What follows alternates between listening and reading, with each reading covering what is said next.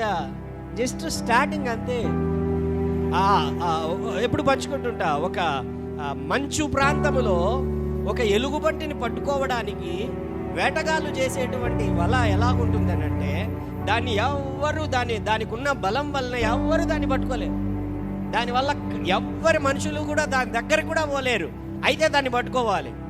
వాళ్ళు ఏం చేస్తారో తెలుసా, ఒక బాకు లేకపోతే ఒక కత్తి నీట్గా ఆ మంచులో నాటుతారు, పైకి కొన వచ్చేటట్లు, పాయింట్ వచ్చేటట్లు. దాన్ని ఏం చేస్తారంటే వాళ్ళు దాని చుట్టూ ఆల్రెడీ ఏదైనా చిన్న జంతువుతో ఉన్నటువంటి రక్తాన్ని బాగా పూస్తారంట. పూసినటువంటి తర్వాత దాని చుట్టూ ఒక 2-3 లేయర్లు వచ్చేటువంటి విధముగా, ఎర్రగా కనబడేటువంటి విధముగా, బాగా దానికి బాగా కంటికి బాగా కనబడే విధముగా ఆ యొక్క చాకు చుట్టూ, ఆ బాకు చుట్టూ వాళ్ళు ఏం చేస్తారంటే దానికి నాటుతారు. ఇప్పుడు ఏదది ఆ ఎలుగుబంటి వస్తుంది.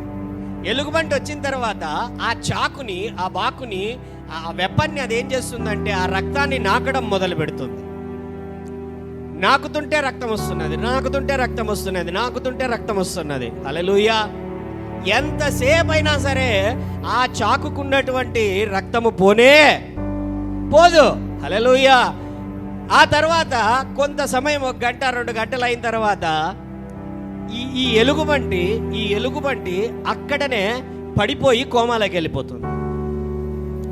వెళ్ళిపోతుంది. అప్పుడు వచ్చి ఈ వేటగాళ్ళు ఏం చేస్తారంటే దాన్ని పొడిచి, దాన్ని చంపి, దాని చర్మాన్ని తీసి వాళ్ళు చేయాల్సిన పని వాళ్ళు తినడం వాళ్ళ. అయితే ఇక్కడ చిన్న ఉదాహరణకి ఉపయోగించా. ఏం జరుగుతున్నది? మొదటగా అది దానిని నాకడం మొదలుపెట్టింది. ఆ చాకుకున్న రక్తం అయిపోయింది. అయితే ఇంకా రక్తం వస్తానే ఉంది. ఆ రక్తాన్ని అది తాగుతూనే ఏమైపోయింది? ఆ నాలుకకున్నటువంటి చాకుకు తగలడం వల్ల ఆ రక్తము, దాని రక్తమే ఆ చాకుకు తగలడం వల్ల రక్తము వస్తూనే ఉంది.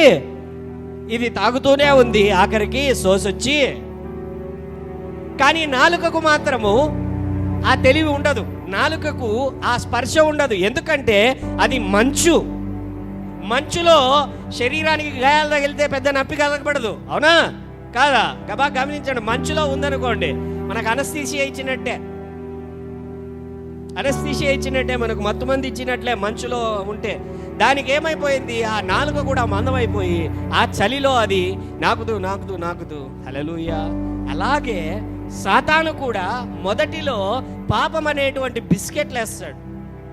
బాగా రుచిగా ఉంటుంది, బ్యూటిఫుల్గా ఉంటుంది, చాలా టేస్టీగా ఉంటుంది పాపము. హల్లెలూయా. చాలా టేస్టీగా, చాలా బ్యూటిఫుల్గా, హెవీగా. ఆ తర్వాత ఏమైపోతుంది? పోతుంది. మెల్లమెల్లగా స్లో పాయిజన్. ఆ తర్వాత డాక్టర్ల దగ్గరికి పోవాలా. డాక్టర్ దగ్గరికి పోతే టాబ్లెట్లు ఇస్తాడు. టాబ్లెట్లు వేసుకొని కొంతకాలానికి మళ్ళీ బాగుంటాం. మళ్ళీ ఎంతో మంది మరణించినటువంటి, మళ్ళీ ఏమంటారో తెలుసా వాళ్ళు? కొంతమంది విన్నా, ఎందుకు దేవుడు నా మొగుని ప్రాణమును, ఎందుకు దేవుడు నా భార్య ప్రాణమును తీసుకొని పోయాడు? హల్లెలూయా. దేవునికే నామం పెట్టింది.